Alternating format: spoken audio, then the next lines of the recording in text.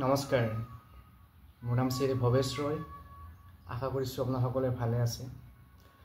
যিসকলে মোৰ এই চেনেলটোত দিয়া ভিডিঅ'বোৰ চাই আছে তেওঁলোকক আন্তৰিক ধন্যবাদ জনাইছোঁ। আৰু আজিৰ ভিডিঅ'টিত মই 3টা ষ্টৰী লৈ আনিছোঁ আৰু এই ষ্টৰীকেইটা যোৱা বছৰৰ ষ্টৰী। আৰু এই ষ্টৰীকেইটা মই বহি এখনত লিখি থৈছিলোঁ, কিন্তু শ্বেয়াৰ কৰা হোৱা নাছিল সময়ৰ অভাৱত। আৰু যেহেতু অন্য বিষয় আহি থাকে ভিডিঅ'ত দিবলৈ, গতিকে এইকেইটা ষ্টৰী ৰৈ গৈছিল। কিন্তু এই ষ্টৰীকেইটাই আমাক কিবা নহয় কিবা এটা শিকাই থৈ যায় বা কিবা এটা মেছেজ দিয়ে। আৰু যেতিয়া মই ক'ৰবালৈ যাওঁ, দৈনন্দিন জীৱনত যেতিয়া জাৰ্ণি কৰোঁ ক'ৰবাত, তেতিয়া এইবোৰ অলপ মোৰ চকুত পৰে আৰু প্লাছ বিভিন্ন ধৰণৰ চিন্তা আহে। গতিকে মই লিখি থৈছিলোঁ, গতিকে আজি আপোনালোকৰ লগত শ্বেয়াৰ কৰিব ওলাইছোঁ। আশা কৰিছোঁ আপোনালোকে শেষলৈকে চাব, 3টা ষ্টৰীয়ে চাব আৰু আপোনালোকেনো কি অনুভৱ কৰে জনাব। আৰু পাৰিলে ভিডিঅ'টো শ্বেয়াৰ কৰি দিব, বিশেষকৈ সৰু ল'ৰা ছোৱালীৰ মাজত, কাৰণ কিয় তেওঁলোকে এই ষ্টৰীকেইটাৰ পৰা যথেষ্ট উৎসাহিত হ'ব। তো আহক এতিয়া আমি ষ্টৰীকেইটা আৰম্ভ কৰোঁ। প্ৰথমটো ষ্টৰী হৈছে যে মই যেতিয়া ডিউটিত যাওঁ, আৰু বহুতে জানে মই শিক্ষকতা কৰোঁ এখন স্কুলত, যিখন মোৰ ঘৰৰ পৰা 40 কিলোমিটাৰমান দূৰ হয়। গতিকে মই ডেইলি জাৰ্ণি কৰিব লাগে বাছত। আৰু তেনেকৈ এদিন মই বাছত এগৰাকী বাইদেউ লগ পাইছিলোঁ, আৰু তেওঁ টিচাৰেই হয়। কিন্তু তেওঁৰ কোলাত সেইদিনাখন কুকুৰৰ পোৱালি এটা দেখিছিলোঁ। আৰু কুকুৰৰ পোৱালিটো তেওঁ বোলে ৰাস্তাত পাইছিল, ৰাস্তাত কিবা কাৰণত আঘাতপ্ৰাপ্ত হৈ পেলাই ৰাস্তাত পৰি আছিল, ইঞ্জুৰি হৈ পেলাই পৰি আছিল। আৰু তেওঁ ধুনীয়াকৈ আলফুলকৈ কোলাত লৈ পোৱালিটোক লৈ আনিলে। লৈ আনি একদম তেওঁৰ ঘৰ, মোৰ এৰিয়াটোতে থাকে, মই য'ত থাকোঁ, আমাৰ গুৱাহাটীৰ পশ্চিম বৰাগাঁও, তাতে থাকে। মোৰ লগত এনে চিনাকি নাই, কিন্তু মই সেইদিনাখন গম পাইছোঁ। আৰু তো তেখেতে ইমান দূৰ সেই 40 কিলোমিটাৰ কোলাত লৈ আনিলে কুকুৰৰ পোৱালিটোক। আৰু সেইখিনি সময়ত মই ভাবিছোঁ যে পৃথিৱীত ভাল মানুহ এতিয়াও জীয়াই আছে। সেই কুকুৰৰ পোৱালিটোৰ কাৰণে তেওঁ ইমান মৰম, ইমান দূৰ কোলাত লৈ পেলাই আনিছে। এক অদ্ভুত এইটো জীৱ জন্তুৰ প্ৰতি প্ৰেম আছে আমাৰ পৃথিৱীত বহুত।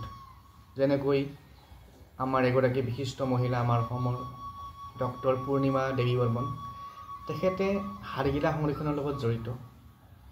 গতিকে আচলতে এনেকুৱা ধৰণৰ ঘটনাবোৰে আমাক ইনস্পায়াৰ কৰে যে এই পৃথিৱীখনত সকলোৰে, চৰাই চিৰিকটি, তাৰপিছত আমাৰ জন্তু, এনিমেলছ, সকলোৰে ভালকৈ জীয়াই থকাৰ বা কেয়াৰ পোৱাৰ অধিকাৰ আছে, বা আমি তেওঁলোকৰ কেয়াৰ লোৱাটো আমাৰ দায়িত্ব। এইটো হৈছে প্ৰথম ষ্টৰী। আৰু এই ষ্টৰীত আমি এইটোৱে শিকোঁ যে আমি মানুহেই হওক, জীৱ জন্তুৱেই হওক বা অন্য এনিমেলছেই হওক, আমি সকলোকে সমান দৃষ্টিৰে চাব লাগে। আৰু আমাৰ সৰু ল'ৰা ছোৱালীবিলাকক এই ঘটনাটোৰ পৰা ইনস্পায়াৰ্ড হ'ব, তেওঁলোক মটিভেটেড হ'ব যে আমি আমাৰ যি পোহনীয়া গৰু ছাগলীয়ে হওক, কুকুৰ মেকুৰীয়ে হওক, আমি তেওঁলোকৰ প্ৰতি মৰম ভাৱ ৰাখিব লাগে। দ্বিতীয়তে, এইটো এটা মোৰ কাৰণে অদ্ভুত লাগিছে। আৰু যিহেতু মই ডেইলি মেজিকত উঠা যায়, তো মেজিকত মই এদিন উঠিছিলোঁ, এখন মেজিকত মই বৰাগাঁৱত উঠিছিলোঁ। আৰু উঠি পেলাই দেখিলোঁ ছিটখনৰ ওপৰত সৰু সৰু ফেন কেইখনমান লগাই থৈছে গাড়ীখনত। সাধাৰণতে মেজিকবিলাকত এইবিলাক ফেন চেন নাথাকে একো। গৰমৰ দিনততো গৰমৰ দিনতে মই দেখিছিলোঁ, কিন্তু গৰমৰ দিনত ইমান গৰম লাগে নহয় যেতিয়া আপুনি মেজিকত জাৰ্ণি কৰিব। তাৰপিছত যেতিয়া আমাৰ ইয়াত লখৰাত বহুত জাম আছিল, সেই জামত যেতিয়া থাকিব লগা হয় বহুত গৰম লাগে। অকল লখৰা বুলি নহয়, গুৱাহাটীৰ জালুকবাৰীৰ পৰা নাৰেংগীলৈকে এতিয়াও মেজিক চলে। গৰম দিনত সেইবিলাক মানুহে গম পায় কিমান অশান্তি। তাতে আৰু এতিয়া ব্ৰিজ বনাই আছে, তাতে কিমান জাম হ'ব। যে যিয়ে নহওক সেই মেজিকখনত মই দেখিছোঁ মানে গাড়ীৰ মালিকেই থৈছে নে ড্ৰাইভাৰে থৈছে নাজানো, সৰু সৰু ফেনকেইখনত ফিটিং কৰি থৈছে, মানে যাত্ৰীক আৰাম দিয়াৰ কাৰণে, পেচেঞ্জাৰক আৰাম দিয়াৰ কাৰণে। মই তাকে ভাবিছোঁ যে মানুহে ইচ্ছা কৰিলে কি কৰিব নোৱাৰে। যেতিয়া আপোনাৰ মনটো পৰিষ্কাৰ থাকিব, মনটো আপুনি কাৰোবাক মনেৰে আপোনাক কাৰোবাক শান্তি দিব বিচাৰিব, তেতিয়াহ'লে আপুনি যিকোনো কাম কৰিব পাৰে। গতিকে সেই যে মেজিকৰ মালিকজনে ফেনকেইখনৰ ব্যৱস্থা কৰিছে পেচেঞ্জাৰ যাতে গৰম নাপায়, তাৰ পৰাই আমাক এটা ইনস্পায়াৰ কৰে যে আমি যি কৰোঁ অলপ বেলেগ ধৰণে কৰিব ট্ৰাই কৰিব লাগে, যাতে আন এজন মানুহেও তাৰ পৰা অলপ বেলেগ ধৰণে উপকাৰ পায়।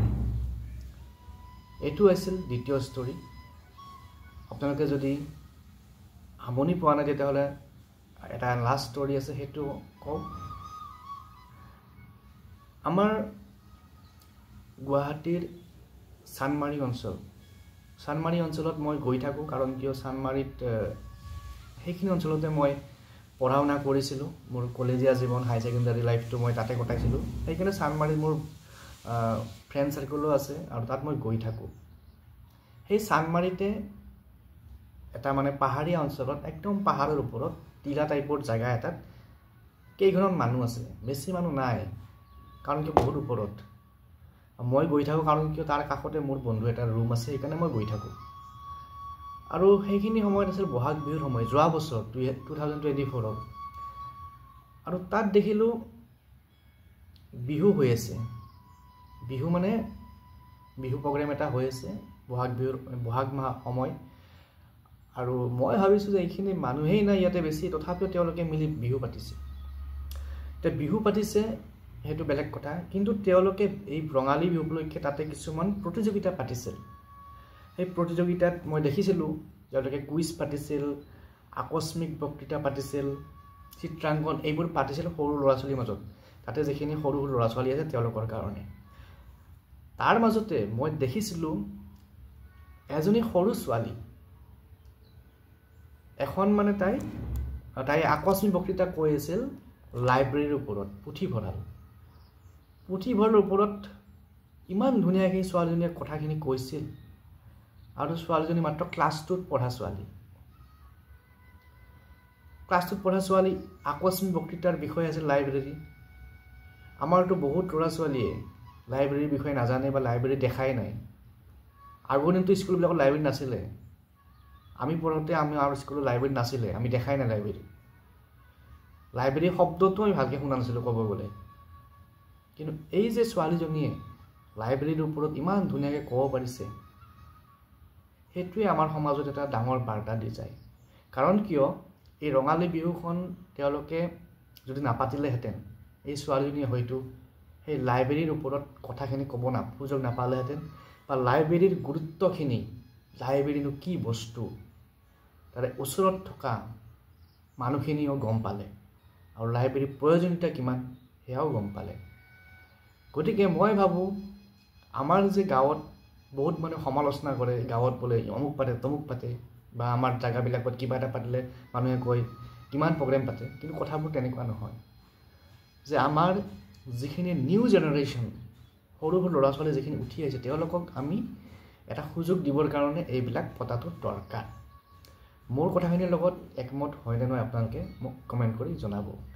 আজিৰ ভিডিঅ'ত এইখিনি আলোচনা কৰিলোঁ, এইকেইটা ষ্টৰী আলোচনা কৰিলোঁ। আৰু কেইটামান ষ্টৰী, বহুত ষ্টৰী পাই থাকোঁ মই, আৰু সেইবোৰ মই লিখি থৈ দিওঁ, যেতিয়া সুযোগ পাওঁ শ্বেয়াৰ কৰি দিওঁ। আজি সুযোগ পালোঁ শ্বেয়াৰ কৰি দিলোঁ। কিবা যদি ভুল ভ্ৰান্তি হৈছে ক্ষমা কৰি দিব, আৰু ভিডিঅ'টো আপোনালোকে শ্বেয়াৰ কৰি দিব। Thank U.